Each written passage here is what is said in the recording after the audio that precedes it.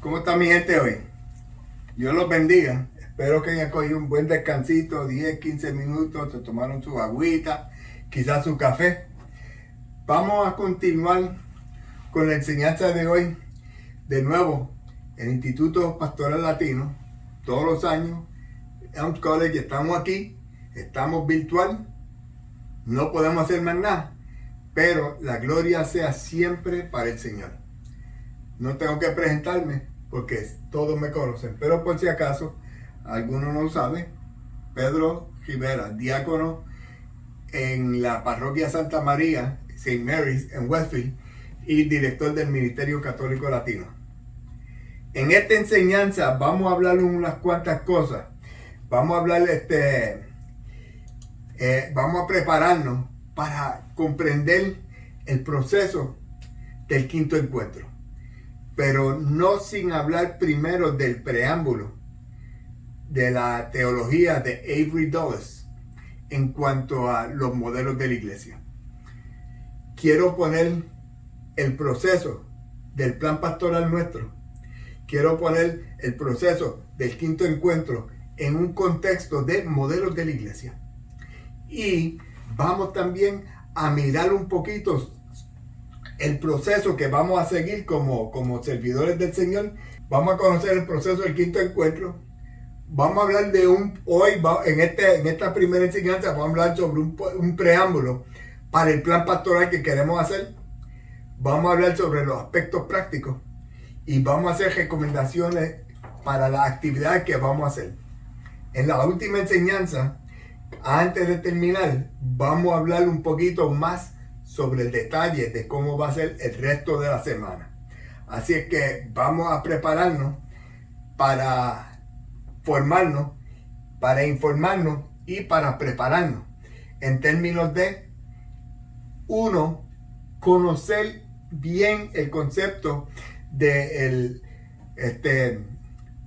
lo que es los modelos de la iglesia. ¿Qué es lo que dice Avery Dulles, uno de los teólogos norteamericanos aquí de Estados Unidos, bien reconocido por este modelo en particular? Aquí tengo precisamente un libro de él que se lo enseñé la clase anterior. Este no es el libro de modelos de la iglesia, este es el esplendor de la fe, una visión teologal del Papa Francisco. Pero Avery Dulles es el trabajo de Avery Dulles es material para muchas tesis de maestría y de doctorado de muchos sacerdotes y muchos obispos. Vamos a mirar eso como preámbulo y prepararnos para comprender cómo queremos que los modelos de la iglesia se manifiesten en nuestro Ministerio Católico Latino y cómo nosotros podemos colaborar para que nuestra diócesis en pleno sean latinos, sean morenos, sean irlandeses, sean italianos, sean vietnamitas, sean de las Filipinas, donde sea una iglesia. Así que hoy vamos a hablar un poquito sobre Avery Dulles y hacer un preámbulo para entender un poquito el proceso del quinto encuentro y cómo las dos se unen. Primero, Avery Dulles en su documentación, en su libro, habla de 5 modelos. 1, la iglesia como institución. 2, la iglesia como comunión mística. El tercero, la iglesia como sacramento. La cuarta, la iglesia como anunciadora, como heraldo, asignada a proclamar, a anunciar, a llevar la palabra de Dios donde quiera que vayamos. Y el quinto, no por ser el quinto menos importante, la iglesia como servidora, como sierva, la iglesia que sirve al pueblo de Dios. Y Avery Dulles le da mucho énfasis a estos 5 modelos. Y queremos mirar poco a poco cómo estos modelos impactan el trabajo que nosotros hacemos, no estamos haciendo y debemos hacer dentro de nuestra diócesis.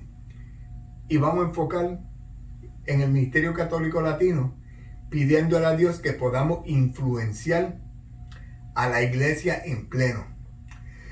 El primer modelo, precisamente de Avery Dulles, es la iglesia como institución. O sea, es una eclesiología institucionalizada. Mira los poderes y las funciones de la iglesia, que están generalmente divididos en tres: enseñar, santificar y gobernar. O sea, tenemos una iglesia que enseña, una iglesia que santifica y una iglesia que tiene que tener orden, y ese orden se lleva a cabo a través del gobierno. La teoría tiene un fuerte fundamento en dos documentos oficiales de la Iglesia Católica. Uno, las escrituras doctrinales y sacramentales, que es un documento, y el otro es la del gobierno, en que está fundada en la revelación divina. Cuando hablamos de gobierno, hablamos de la estructura. Vamos a ir un poquito para la época de Moisés. Moisés, y esto se ve claro en el libro de Éxodo, estaba teniendo todos los problemas y todas las situaciones que pasaban en el pueblo hebreo, en lo que iban estableciéndose ya camino a recibir los 10 mandamientos. Y sabemos que él se casó y que el suegro de él se llamaba Jetro. Jetro un día va y observa a Moisés hablando con persona tras persona tras persona, desde por la mañana hasta por la noche. Mientras tanto, como buen abuelo, él jugaba con los nietos, los hijos de Moisés. Un día se le acerca y hablan un poquito, y Moisés, orgulloso del trabajo que está haciendo para el Señor, mandado por el Señor, le habla de todo lo que está haciendo y cómo él está resolviendo problemas y cómo él está trayendo paz y cómo está organizando y coordinando. Y Jetro le dice: fíjate, todo eso que tú estás haciendo es bueno y es necesario, pero te está echando demasiado carga encima. ¿Por qué tú no divides a los líderes de este pueblo en 4? Unos que atiendan los 10, los 100, otros que atiendan los 1000 y los otros que atiendan los 10,000. Y tú atiendes los problemas más graves, más críticos. Yo sé que aquí atrás, en la cabeza de Jetro, estaba la atención a sus nietos. Sus nietos también necesitaban un papa. Desde entonces se establece una jerarquía donde está el papa, podemos decir el rol de Moisés, la cabeza. Están los cardenales, que son los que se encargan de los problemas de los 10. Están los obispos, que se encargan de los problemas de los 100. Y están los sacerdotes, que se encargan del pueblo. Y así se establece una institución, una organización, un gobierno. El concepto institucionalista insiste fuertemente en el elemento de continuidad con los orígenes cristianos.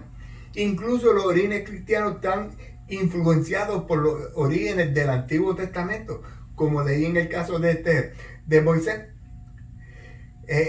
Y los lazos tienen que ser patentes, tienen que tener una calidad rigurosa que fuertemente estima al pueblo, estima a los sacerdotes, estima a los obispos, estima a los cardenales, estima al Santo Padre el Papa. Y trabajamos juntos en armonía. Hay mucho que arreglar, hay mucho que reparar entre nosotros. El modelo institucional ha servido en los últimos siglos para dar a los católicos romanos un fuerte sentido de identidad corporal. Cuando yo digo yo pertenezco a la Iglesia Católica, con eso es suficiente. La sede de la Iglesia Católica está en Roma, y mucha gente dice: yo pertenezco a la Iglesia Católica Romana, porque la sede está en Roma y la jerarquía parte de Roma para repartirse al pueblo entero. Ellos sabían claramente quiénes eran y qué tenían que hacer cuando estaban haciendo las cosas bien, y sabían por el concepto del gobierno, por las reglas, por los métodos, cuando estaban haciendo las cosas mal. Y hoy siempre tenemos la discusión: mira, eso no se hace así, mira, eso no se hace de esa manera, mira, el Padre Nuestro se reza de esta manera, mira que... Y siempre estamos buscando corregir, y precisamente por eso es que tenemos estos cursos de formación, para mantener claro el rol de la iglesia y mantener claro la dirección que da la iglesia para la vida sacramental, que nos lleva a la santificación, para la vida espiritual, para la vida de enseñanza que nos da la catequesis, que nos enseña cómo vivir, y para el gobierno que establece una estructura de orden. Aunque ya hoy con todos los revoluciones políticos están llevándose a cabo en este país, y no solamente en este país, en el mundo entero, estamos un poquito perdidos en términos de cuál es el papel del gobierno, si el gobierno no está siendo capaz de establecer orden. Eso no puede pasar entre nosotros los católicos. O sea, la iglesia como institución tiene reglas, tiene doctrinas, tiene jerarquía, y todo eso ofrece un orden, ofrece una identidad y ofrece claridad en términos del papel, el trabajo y el rol que cada uno tenemos que hacer. El segundo modelo de la iglesia es la iglesia como comunión mística. A través de las obras, el congregarnos, el encontrarnos con la idea de que la iglesia tiene dos aspectos inseparables: la comunidad de personas, una relación de hombre con Dios y de hombre con hombre, o humano con humano, y los hombres entre sí con Cristo. O sea, estamos hablando ya de una comunión mística. Es una iglesia en comunión, que es unida, que participa de la relación interpersonal y espiritual.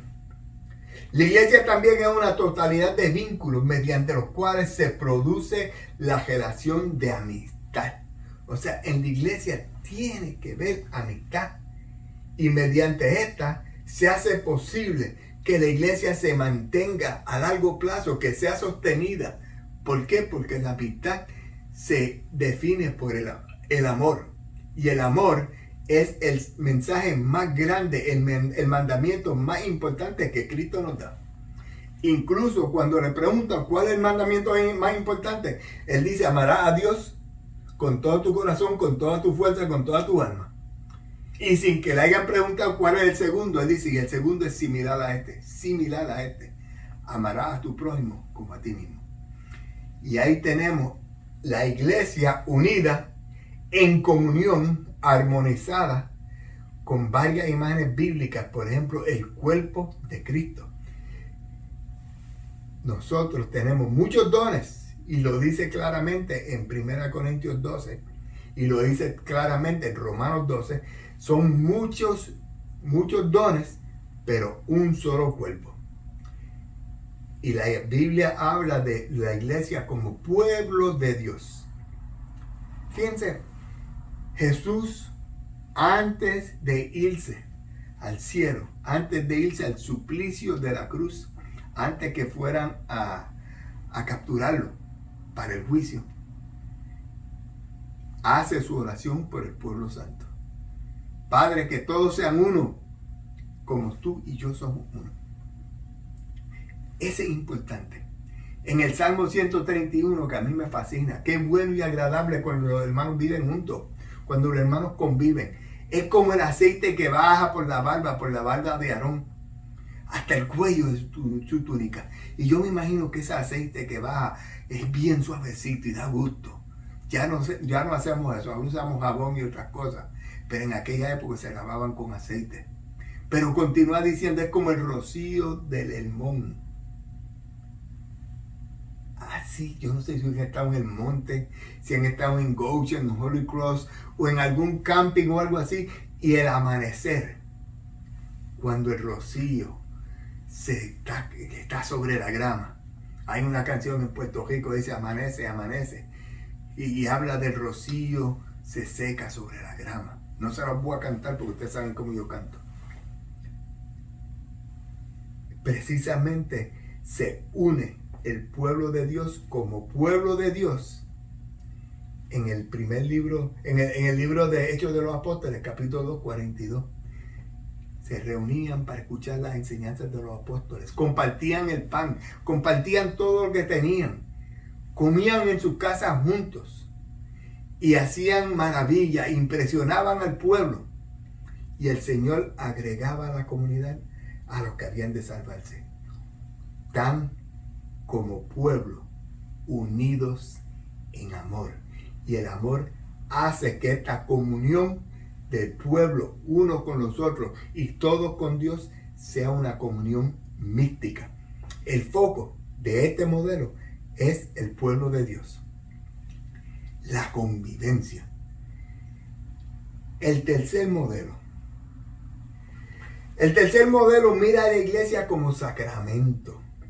Yo siempre me acuerdo cuando yo estaba solicitando para entrar al diaconado, una de las entrevistas que tuve precisamente con el psicólogo, hablábamos del sacramento como el proceso de hacer sagrado. Y ese concepto se me quedó en la mente.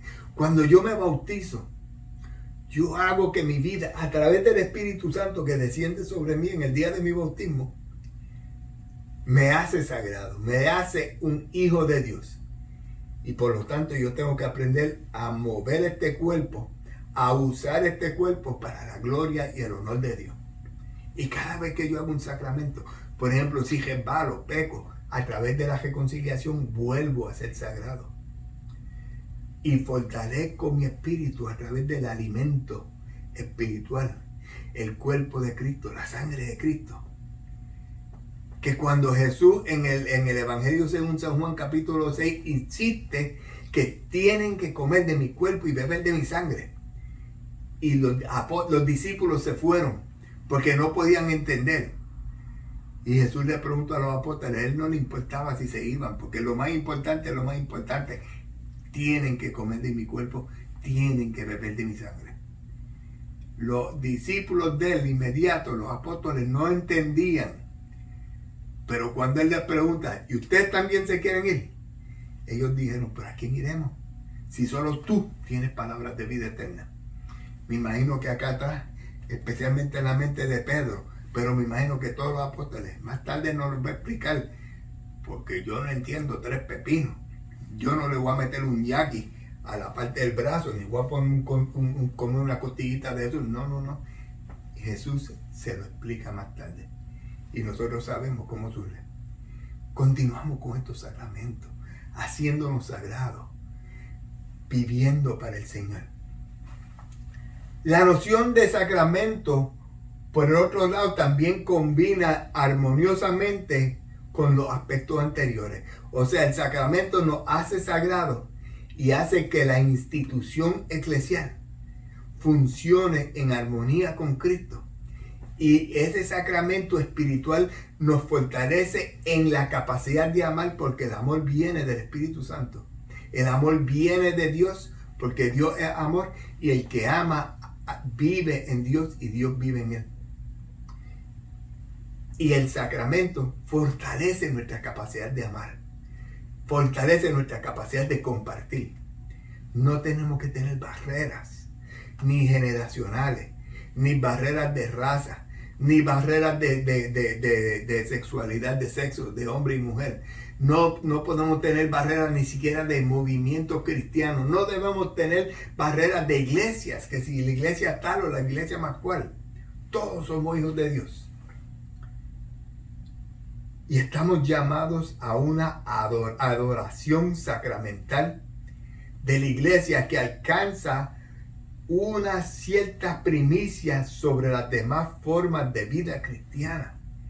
O sea, cuando nosotros vamos a la iglesia, tenemos que darle importancia a poder reunirnos, congregarnos con nuestros hermanos, alabar y glorificar al Señor. Cuando vamos a alabar y glorificar al Señor, cuando vamos a misa, nos vamos a dejar formar por su palabra y vamos a alabar y glorificar al Señor y dejamos todo atrás. Nuestros familiares que no van a la iglesia, nuestras amistades, el juego de pelota que cada día más está impregnado el domingo por la mañana cuando se están celebrando las misas, los juegos de las escuelas superiores. ¿Por qué? Porque nosotros lo hemos dejado. Porque nosotros somos muchos. Y si no vamos a los juegos para ir a la misa, van a tener que cambiar el juego para por la tarde. Pero estamos ñangotaditos ahí. Tenemos que mejorar. La liturgia es la cumbre hacia la cual se orienta la actividad de la iglesia. O sea, la iglesia va camino hacia ese monte santo, hacia esa nueva Jerusalén, a disfrutar de la liturgia eucarística, de la presencia de Cristo. Es nuestra meta, es lo que buscamos, pero a la misma vez es la fuente que nos da la capacidad y la energía espiritual para poder subir esa montaña, para poder romper esas barreras, para poder tener esa comunicación con Dios. La amada en el amado, transformada. Nosotros, a través de la comunión, queremos transformarnos en Cristos vivientes para llevar la palabra de Dios a donde quiera que nosotros vayamos. La otra parte de la iglesia como sacramento es la obra apostólica, que es lo que todos tenemos que hacer. Todos somos hijos de Dios por fe y por el bautismo. Todos somos hijos de Dios por el bautismo y por la fe. Vengan a adorar a Dios en la iglesia. Como hijo de Dios tengo que ir. Mira, ahora mismo, mi papá, lamentablemente ahora en marzo, pasó a mejor vida. Pero todos los años yo hacía un viaje para ir a compartir con papi un ratito, para poder hablar con él, para poder oír la música de antes de él. Y todavía hoy tengo esos recuerdos gratos de mi niñez, de mi infancia. Tengo esos recuerdos de mi crianza, la primera vez que yo consulté algo que iba a impactar toda mi vida con él, y él con su sabiduría me dio dirección. Siempre me acuerdo de las diferencias políticas que él y yo teníamos, pero eso nunca nos rompió nuestra relación de amor. Mi papá me siguió amando a pesar de que yo políticamente no pensaba con él, y somos boricuas, y ustedes que los boricuas somos imprudentes en esa área. Venimos a la iglesia, vamos al templo a congregarnos para alabar y glorificar al Señor y para dejarnos formar por su palabra. El sacramento y la enseñanza, la palabra de Dios. De esta manera podemos decir que la iglesia no es solo un signo, sino además es un sacramento. La iglesia la miramos como sacramento. Ese es el tercer modelo. El cuarto modelo de la iglesia es la iglesia como anunciadora, como heraldo. O sea, la iglesia está llamada a proclamar la palabra de Dios, a enfatizar en la predicación de las escrituras. Y precisamente una de las cosas que en el Evangelio según San Juan capítulo 17, donde el Señor habla por la unidad, también habla por los que se convierten, por los que se entregan, por la enseñanza, por la predicación que recibimos de nuestros antepasados. Los apóstoles a la iglesia primitiva a la iglesia naciente, la iglesia naciente a la iglesia creciente a la iglesia de hoy. Y estamos impregnados de la palabra de Dios. ¿Por qué? Porque Cristo nos llamó a predicar el Evangelio. Precisamente antes de ascender al cielo, llama a los discípulos, a los primeros sacerdotes, al monte, y les dice: todo poder en el cielo y en la tierra se me ha dado a mí. Vayan por todo el mundo y enséñenles todo lo que yo les he encomendado. Y bautícenlos en el nombre del Padre, del Hijo y del Espíritu Santo. Hagan que el mundo entero sea mi discípulo. Y me comprometo que yo estaré con ustedes todos los días hasta que se acabe este mundo. Ahora mismo, por ejemplo, yo no estoy con ustedes como estuviéramos en el college, donde quizás la campanita, ustedes se volvían locos, ding, ding, ding, ding, ding, ding, hasta los estudiantes, me enteré después que los estudiantes se volvían locos con esa revolú que yo formaba. Pero estamos unidos. Ustedes están en televisión, en computadora, como sea, yo estoy aquí frente a un teléfono grabando. Y esto lo van a ver el día 14, creo que es. Los lazos estructurales de las comunidades locales pueden ser deseables para promover la mutua intercomunicación, donde podamos hablarnos unos a los otros, donde podamos conocernos unos a los otros, donde podamos amarnos unos a los otros, pero también a la misma vez la parte que no es tan agradable, pero tan necesaria, y es cuando podemos amonestarnos unos a los otros. Cuando cometemos errores, tenemos que corregirnos. Y si un hermano tuyo peca, llámalo aparte, habla con él, dile lo que está haciendo mal y recomiéndale pasos para mejorar. Si no te hace caso, llámalo con algunos testigos. Llámale la atención, hazle saber, corrígelo. Si te hace caso, le salvaste el alma a alguien. Si no te hace caso, entonces no trates más, deja que se vaya. Debemos insistir con todo eso. Pero si no quieres seguir al Señor, el Señor nos da la libertad de hacer lo que Él quiere y ser salvos, o hacer lo que Él no quiere y no ser salvo. Pero el Señor va a seguir insistiendo de diferentes maneras. El Señor quiere que todos nos salvemos. Tenemos que anunciar el Evangelio donde quiera que vayamos, con palabras y con obras. Tenemos que anunciar el Evangelio. La iglesia es un heraldo, es una anunciadora que proclama la palabra de Dios, que hace énfasis en la predicación de las Escrituras. La iglesia tiene que estar basada en las Sagradas Escrituras, en la Santa Biblia.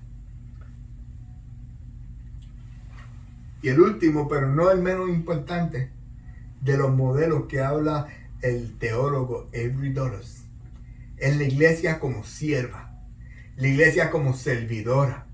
La iglesia es producida por la acción directa de Dios y se presenta como una especie mediadora entre Dios y el mundo. Nosotros, como parte de la iglesia, como miembros de la iglesia, como la iglesia viva, tenemos que servirle al necesitado. Tenemos que expresar ese amor. La iglesia servidora es una comunidad que confirma a la humanidad en su libertad para enfrentarse al futuro.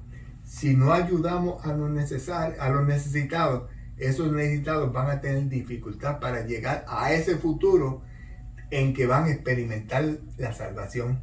Estamos llamados para denunciar las pretensiones de creer que determinadas escrituras humanas han llegado a la perfección. Por ejemplo, tenemos que asegurarnos que el pueblo de Dios sepa que los gobiernos tienen un propósito sumamente necesario, pero los gobiernos no tienen el nivel de perfección que tiene la palabra de Dios. Y para sufrir con los hombres en la lucha contra el poder del mal. Ahora mismo tenemos 20,000 conflictos, que si hay racismo, que si no hay racismo, que si hay aborto, que si no hay aborto, que si yo soy pro vida, que si yo soy pro aborto, que si mi país es mejor que el tuyo, que si mi país es el mejor país del mundo. Y tenemos toda esa competencia y a la misma vez tenemos una pobreza extrema, tenemos un mundo de emigrantes que están sufriendo, tenemos una realidad sufrida en el ambiente que nosotros vivimos, que hay hambre, que hay persecución, que hay dificultad, que hay discriminación, y nosotros tenemos que traer la palabra de Dios para solucionar esas dificultades. La iglesia se esfuerza en mantener en pie la esperanza, las aspiraciones de los hombres por el reino de Dios y sus valores. Tenemos que vivir conforme a los valores de Cristo y tenemos que crecer en ese entendimiento. La iglesia es capaz de discernir los signos de todos los tiempos, de ofrecer orientación y criticar perfectamente las cosas que están ocurriendo que no deben ocurrir. Como servidora, la iglesia promete la reconciliación mutua de todos los hombres. le inicia en los diversos caminos que conducen al reino de Dios. Yo tengo ahí en la biblioteca mía un libro que se llama Reconciliación Política. Y uno preguntaría, pero yo estoy bregando con asuntos políticos. Pero dentro de la política hay mucho insulto, hay mucho dolor. Y tenemos que aprender a reconciliarnos y poder establecer una relación donde podamos trabajar juntos. Qué bueno sería que nuestros dos partidos puedan trabajar juntos. Estamos viendo precisamente la realidad de la separación entre seres humanos. La mitad de este país va hacia un partido, la otra mitad va hacia otro partido. Y en las elecciones vamos a buscar cuál es la pequeña diferencia. Pero la realidad de los hechos es que los dos partidos están yendo en direcciones diametralmente opuestas.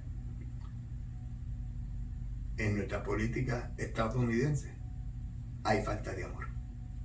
Hay falta de amor. La iglesia tiene que servir, tiene que apoyar, tiene que servir al necesitado.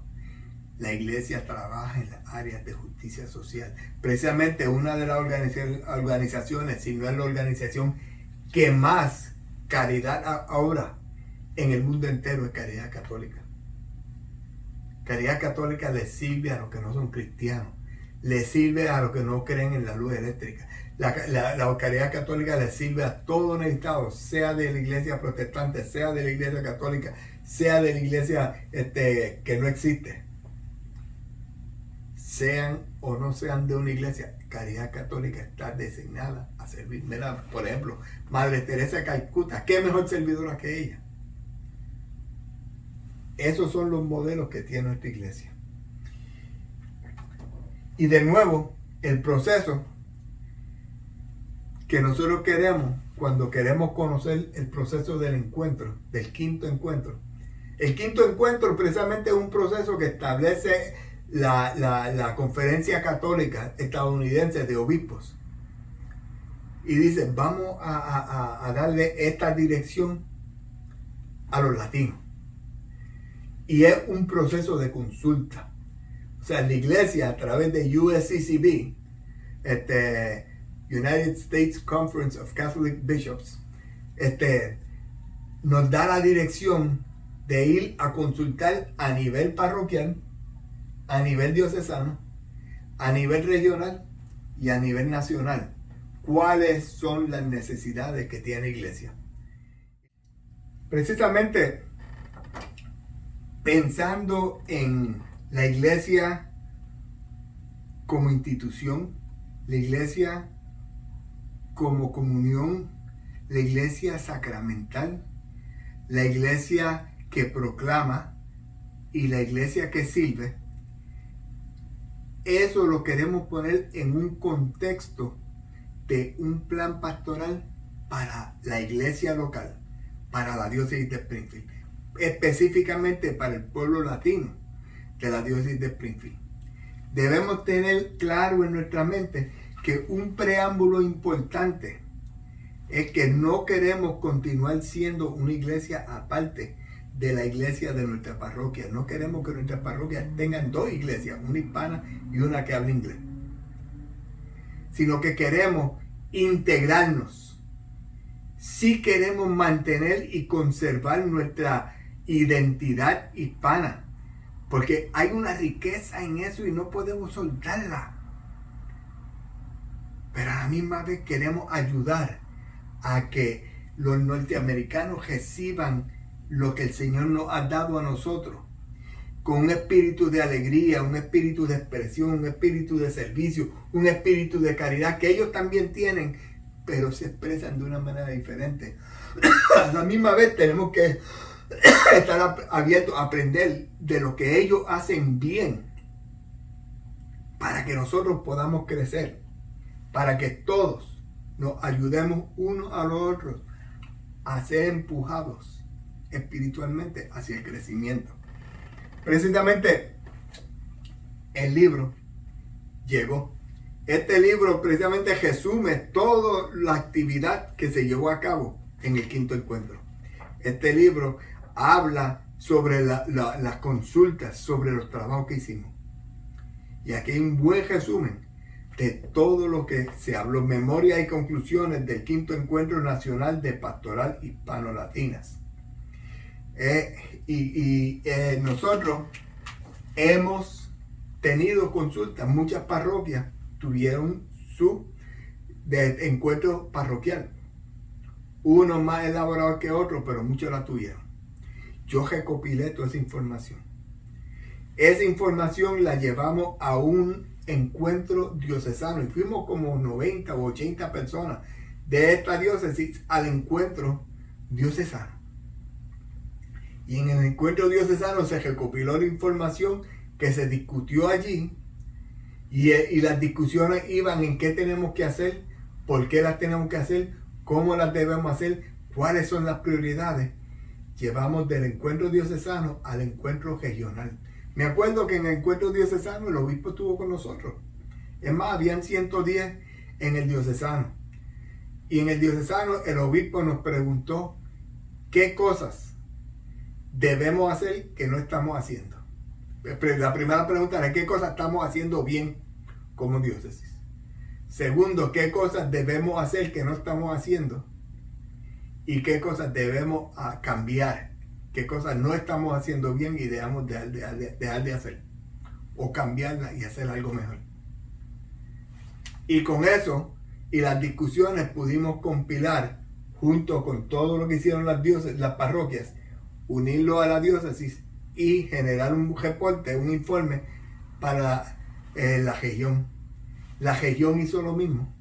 Recopilamos todo lo que se hizo en la región, que básicamente son todas las diócesis de Nueva Inglaterra, de Maine, New Hampshire, Vermont, Massachusetts, Connecticut, Rhode Island, todas las diócesis de esos estados.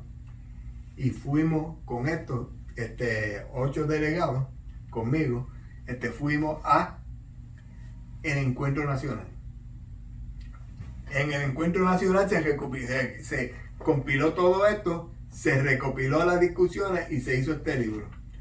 Hoy nosotros tenemos las áreas ministeriales que nosotros creemos que son los más importantes, basados en todo este revolú de cosas que hicimos. ¿Cuáles son las áreas ministeriales que tienen prioridad? Tenemos fundamentos para sustanciar que estas áreas ministeriales son importantes. Entonces establecimos objetivos generales y objetivos específicos. Ya hablaremos un poquito del detalle, pero lo que vamos a hacer es lo que vamos a hacer es mirar estas 5 áreas ministeriales y pensar qué actividad, qué tipo de cosas podemos hacer para comenzar este proceso de crecimiento espiritual para cumplir los objetivos que establecimos, para cumplir y mejorar cada una de las áreas ministeriales. Y en cada semana vamos a discutir a fondo cada una de estas áreas ministeriales. Lo vamos a discutir primero, nos vamos a dividir en grupos por parroquia. Y por ejemplo, si hay 1 o 2 de una parroquia, vamos a reunirnos a ellos con una parroquia que sea similar. Y eso vamos a tenerlo después de discutir los objetivos generales, específicos, fundamentos, etc. Vamos a tener un buen rato, por lo menos 40 minutos de discusión a nivel parroquial. Y luego nos vamos a reunir, porque es importante, por movimiento. Los cursillistas se van a reunir aquí, los carismáticos allá, el movimiento Juan 23 por acá, San Pedro de Tancur por acá. Vamos a reunirnos y entonces vamos a mirarlo desde el punto de vista de movimiento. Ahora, hay un grupo de personas que no están en movimiento y eso está bien. Uno no tiene que estar en un movimiento para ser católico. Los que no están en movimiento van a reunirse como grupo y tratar de ayudarme a mí a entender el impacto diocesano. Vamos a dividirlo primero por parroquia, luego por movimiento y simultáneamente a nivel diocesano. Yo le voy a dar unas hojas y ya les enseñaré en la próxima charla. Le voy a dar unas hojas para ir llenando y esas hojas me las van a hacer llevar por email a mí. Escritas preferiblemente en la computadora, porque todas esas hojas yo las voy a compilar, buscar los temas comunes, voy a consolidar todo y entonces diseñar y proponer un plan específico. Ya para fin de año, diciembre tal vez, tendremos otra reunión para revisar el plan pastoral y esperamos que en enero o febrero tengamos un plan pastoral diocesano. Y si hay la capacidad de celebrar, pues celebraremos y comenzaremos moviéndonos del plan pastoral que hicimos muy bueno, que se llamaba En Nuestro Hogar, para movernos hacia el plan pastoral del quinto encuentro, y ya le pondremos nombre. La próxima charla voy a entrar un poquito más detalle de esto. Mientras tanto, quiero echarle la bendición y vamos a con un receso porque queda una charlita más y voy a prometerle que no sea tan larga como esta y la anterior. Dios los bendiga en el nombre del Padre, del Hijo, del Espíritu Santo. Amén. Y nos vemos en 15 minutos. Los quiero mucho.